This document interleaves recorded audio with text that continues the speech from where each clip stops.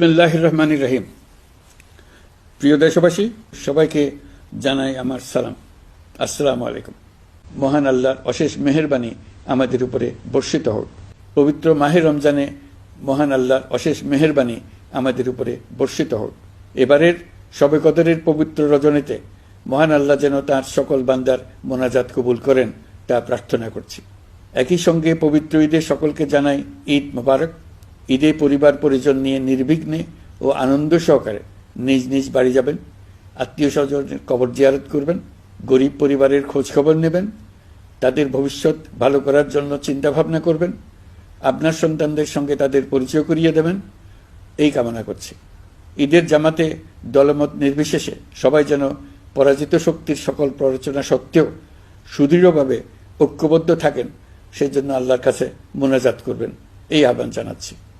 সকলের জীবন সার্থক হোক, আনন্দময় হোক। মহান আল্লাহ আমাদের সহায় হন। আল্লাহ হাফেজ।